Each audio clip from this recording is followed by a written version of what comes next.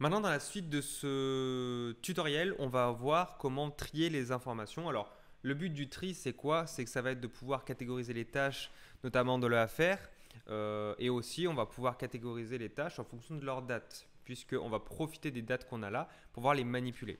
Alors, bien entendu, pour ça, on va un peu s'émanciper de ce qu'on a fait jusqu'à présent dans l'exemple de base, avec faire et valider, et on va directement tout mettre sur la même liste. De toute façon, c'est assez clair, que vous avez fait une liste, vous pouvez en faire une deuxième, c'est assez simple. Ici, je vais déjà utiliser un système avec un drop-down, et l'idée, c'est de pouvoir récupérer déjà les valeurs entre réalisé et non réalisé. Alors là, à ce moment-là, je ne vais pas m'embêter, je vais juste utiliser une fonction static choice. Ça veut dire quoi? Ça veut dire que les choix sont statiques et non en fonction de la base de données. Pourquoi je fais ça? Tout simplement que dans ma base de données, j'ai autant d'éléments qui porteront la notion réalisé que ceux qui n'en porteront pas. Et donc, ça veut dire qu'au lieu d'avoir une seule fois réalisé et non réalisé, j'aurai plusieurs lignes qui vont correspondre à plusieurs de mes enregistrements.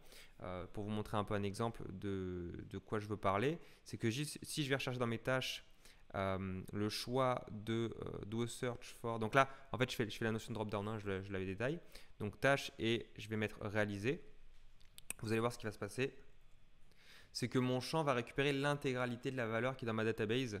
Donc vous voyez, j'ai deux fois oui, il va récupérer le nombre d'éléments en yes, yes, et donc forcément ça ne marche pas. Là, ce que je vais faire, c'est au contraire mettre un choix statique, et c'est en fonction de ce choix statique que je vais avoir des éléments qui vont correspondre. Donc par exemple, je vais mettre réalisé, non réalisé. Et ici, donc là, je vais pouvoir faire une sélection. Donc là, déjà de base, je vais retirer cette notion-là, parce que cette notion va me bloquer si je souhaite. Et là, directement, je vais pouvoir faire en sorte que dans mes conditionnels, si le drop-down A value is réalisé, donc ça correspond à ce que j'ai mis, alors la data source va changer en do a search for tâche réalisée is yes. Sinon, je peux faire aussi l'inverse. Je vais copier la condition et la passer. Donc si est en non réalisé. Alors attention, hein, parce que si vous ne mettez pas les majuscules, ça ne peut pas marcher. Hein. Donc ici, non réalisé. Alors attention, j'ai mis une maj, donc là ça va être un peu différent. Il faut que je fasse gaffe. Donc ici, non réalisé.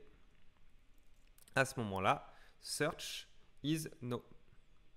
Et donc là, directement, juste, on va pouvoir vérifier ce que ça donne. Mais vous allez voir que ça, c'est un exemple pour vous habituer, mais ce n'est pas le mieux. Non réalisé, non réalisé, non réalisé, il n'y a rien. Oui, donc ça fonctionne bien. Mais le problème, c'est que vous vous doutez bien que si je mets des conditions partout, ce n'est pas le chemin le plus évident, surtout que ça va demander beaucoup de conditions. C'est-à-dire que là, j'ai envie de faire la même chose avec la partie date, et ça ne va pas forcément être super. Donc, je vais pouvoir faire autre chose qui sera un peu plus simple, qui me demandera peut-être moins d'action, mais ce sont des logiques un petit peu plus avancées. On va travailler avec les option sets. Alors, les option sets, dans l'idée, c'est quoi? Ce sont des éléments de la base qui ne sont pas stockés dans notre base de données, qui sont directement accessibles et qui sont beaucoup plus rapides à utiliser en réalité. Donc là, je vais mettre sélection, par exemple, je vais mettre select réalisation. Oula, beaucoup de mal à écrire. Hein. Select réalisation. Donc là, je crée et je vais mettre deux états. Donc, je vais pouvoir mettre réalisé et non réalisé. Exactement les mêmes états que j'ai mis tout à l'heure. Je vais rajouter un attribut qui va être l'attribut yes, no, qui va faire en sorte que dans l'élément réalisé, je vais avoir une valeur yes, et dans non réalisé, je vais avoir une valeur no. Et donc en fait, c'est cette valeur-là que je vais utiliser pour piloter le tri du filtre que j'ai fait tout à l'heure. Donc je vais créer un nouvel attribut. Attribute name, ça va être le booléen. Je vais mettre en fonction de la valeur. Et ça va être une valeur yes or no. Une fois que j'ai rajouté ça, ici, vous voyez, il n'y a pas plus de choses. Il faut que je clique sur modifier attribut. Donc c'est bizarre, mais c'est comme ça. Et donc là, je vais choisir si c'est réalisé, ça correspond à oui. Comme une base de données classique en fait. Hein. Je vous renvoie au cours de base de données si vous n'avez pas cette logique-là. Non réalisé, no. Et donc, si je vais dans mon élément, ici, en fait, dans mon élément comme ça, hein, je vais pouvoir changer ma valeur. Je ne vais plus être obligé d'être en static choice. Donc je vous rappelle que l'intérêt du dynamic choice, c'est qu'une fois que je modifie quelque chose, ça sera automatiquement récupéré là, alors que ici, je devrais modifier directement ce champ-là. Alors bien entendu, si j'ai qu'une page sur une application, c'est pas gênant, mais si j'ai beaucoup de pages sur une même application, ça va devenir très très vite très lourd. Et donc là, je peux récupérer directement type of choice. Il y a l'élément qui vient d'apparaître dans ma sélection de choix. Et donc en le sélectionnant, je vais pouvoir non seulement sélectionner All Select Realization, c'est-à-dire que je vais avoir utilisé tous les éléments de mon option set, donc je ne vais même pas me perdre dans ma base de données. Et ici, je vais pouvoir choisir le display, c'est-à-dire le display, l'affichage visuel. Donc là, je vais appeler ça en dynamic order. Déjà de base, qu'est-ce qui se passe en faisant ça? Je viens de récupérer réaliser et non réaliser de la même façon que tout à l'heure. Ça, c'est hyper pratique. Si bien entendu, ici, j'avais un élément supplémentaire, genre par exemple ici, j'aurais eu, je sais pas moi, oh là là, voilà, eh bien, ça aurait été automatiquement récupéré.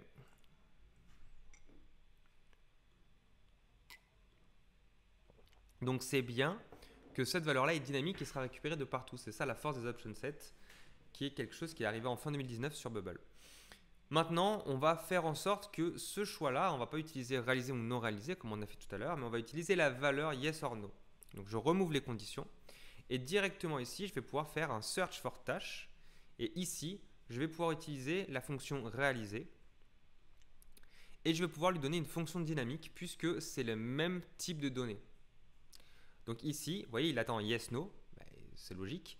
Donc ce que je vais faire, c'est que si je mettais réalisation comme j'ai mis tout à l'heure, c'est une valeur texte, ça ne peut pas correspondre. Mais vu que dans mon option set, j'ai mis une valeur qui est un booléen aussi, là, on va donner des yes, no aussi, donc ça va correspondre. Et donc ici, ce que je vais utiliser, c'est le get an option qui va être un option set. Et là, les options, je vais pouvoir choisir toutes les options.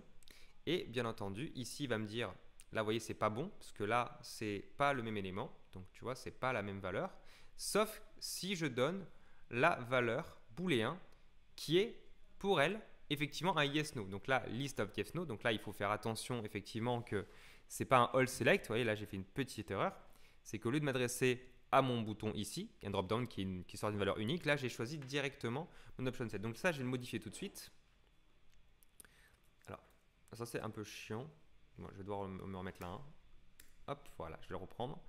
Donc, do a search for, ici, tâche, ici, réaliser. Et ici, on va choper la valeur qui est dans le drop-down. Hein. Réalisation, value. Et là, vous voyez, si je m'arrête là, pareil, hein, c'est pas bon, parce que c'est pas la même valeur. Si je mets booléen, par contre, là, c'est bon. Et donc, automatiquement, je vais avoir la sélection. Alors, pensez bien aussi à faire une chose, c'est à rajouter le ignore empty constraints, ce qui va me permettre d'avoir une valeur quand le tableau vient de se charger, pour ne pas être au milieu de quelque chose qui est totalement vide, puisqu'il n'y a pas les valeurs qui correspondent. Donc ça peut arriver quand vous ne l'activez pas. Donc ici, réaliser, c'est OK. Non réaliser, ça fonctionne aussi. Et ça, c'est parfait pour cette valeur-là. Alors, je vais en profiter pour aller un peu plus loin. Je vais en profiter aussi pour utiliser la même logique avec les valeurs de date. Et vous allez voir que c'est un poil plus compliqué. Alors, j'utilise la même façon. Alors, je peux utiliser soit un drop-down, mais bon, ce serait dommage. Alors, soit je peux utiliser un drop-down, en fait, soit je peux utiliser un time picker. Là, pour l'exemple, on va utiliser surtout un drop-down et vous allez voir qu'on va utiliser des valeurs passées et futures. Et le but, c'est qu'on va se fixer par rapport à la date de l'utilisateur. Si vous avez envie de creuser un petit peu, on pourrait aussi utiliser un date time picker. Vous allez voir qu'il se comporte légèrement différemment et ça, c'est une logique à bien avoir en tête.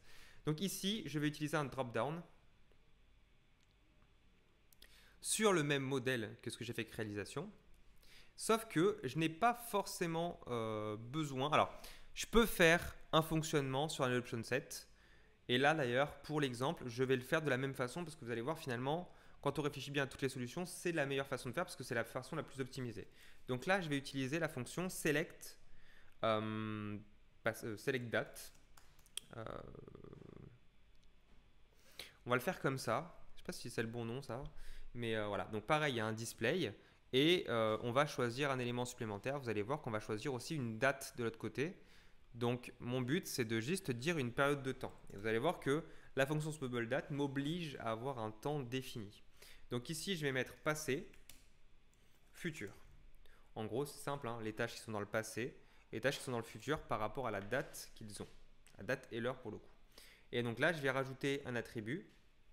La date, elle va correspondre… Alors, c'est ça le problème aussi, c'est que là, la date… on va dire qu'elle ne va pas correspondre à quelque chose qui m'intéresse. Donc pour l'instant, je vais le laisser comme ça parce que je ne suis pas sûr de le maintenir de cette façon-là.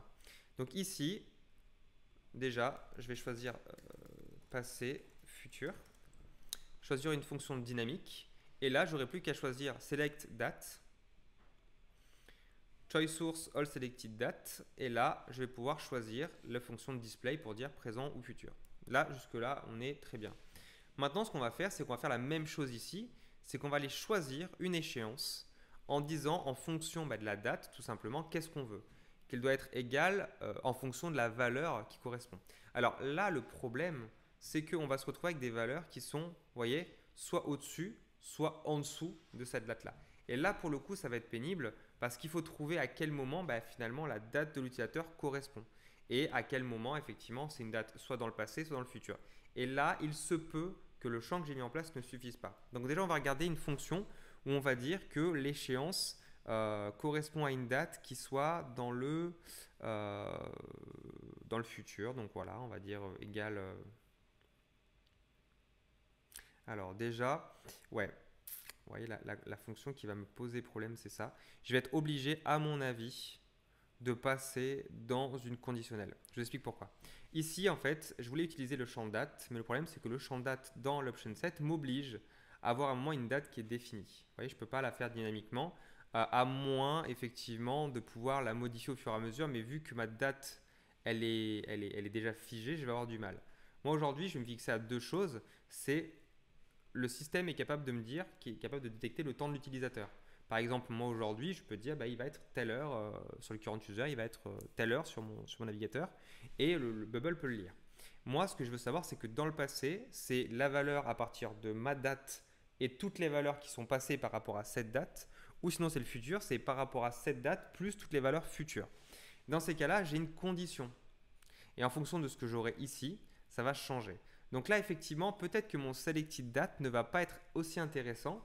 Il aurait été exactement similaire si j'avais fait le système à la main. Donc ici, on va revenir sur les conditions et je vais rajouter les deux valeurs en question, c'est-à-dire quand le drop-down passé futur value date display is, et là c'est bête là, mais je suis obligé de faire ça en fait. Donc ouais, je peux même pas faire en fonction, donc is, c'est quoi la valeur? Ah, quoique. Ah voilà, encore mieux. Is future. Voilà.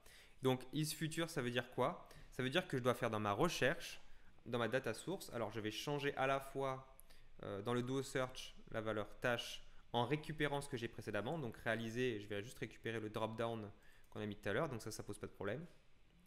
Value, booléen, voilà. Plus la valeur non seulement de l'échéance, mais de ces cas-là, je vais devoir faire une petite façon, c'est-à-dire que je suis obligé d'un côté de dire que mon échéance doit être obligatoirement alors c'est quoi? C'est comme signe, il faut faire gaffe à ça. Donc mon échéance doit être forcément supérieure à mon temps actuel. Donc current date and time, voilà. Mais aussi non, mais c'est bon en fait. Juste ici en fait, elle est forcément supérieure à mon current date and time. À l'inverse, par contre, alors je peux mettre supérieur ou égal, hein, ça peut être pareil. Par contre, effectivement, si ma valeur elle est passée, dans ces cas-là, je vais devoir inverser, c'est-à-dire que je vais mettre une valeur strictement inférieure. Et là, on va voir ce que ça donne. Alors bien sûr, on n'oublie pas le empty constraint. Alors quoique, là, le empty constraint il est moins grave parce que il n'y aura jamais de valeur vide puisque c'est des conditions. On va tout de suite tester parce que je pense que c'est un peu tiré par les cheveux pour ne pas vous perdre trop dans la balance. Donc ici, on est d'accord que cette valeur-là est dans le futur, cette valeur-là elle est dans le passé. Donc là, sachez un peu. Alors attendez, soit ça. Ah oui. Alors attention aussi. Là, j'ai fait une erreur, c'est que je n'ai pas rajouté l'empty constraint parce que je pensais que ça n'agirait pas, mais en fait si. Parce qu'en fait, il attend une valeur ici. S'il attend les deux valeurs, ça ne marche pas. Pourquoi il attend les deux valeurs? Tout simplement que je lui ai dit, fait ici, c'est que soit il y a cette valeur-là et cette valeur-là, mais pas seule. Donc il faut forcément que je fasse les deux. Je crois même que le empty constraint ne suffira pas à valider ça. On va quand même regarder, mais vous voyez, le problème, c'est que la search, comme son nom l'indique, demande les deux éléments. Voyez, si je mets juste passer, Ah si, ça c'est bon. Passé, voilà, j'ai un doute, mais en fait ça fonctionne. Donc là, passé futur, effectivement, là, j'ai bien la bonne date et si je mets rien, c'est bon. Si je mets réalisé ou non réalisé, j'ai bien la valeur. Là, vous voyez, il n'y a aucune date future non réalisée et là, c'est bon. Et donc voilà, maintenant, on a un système de filtre efficace et dans la prochaine vidéo, on va pouvoir attaquer justement l'allocation à l'utilisateur.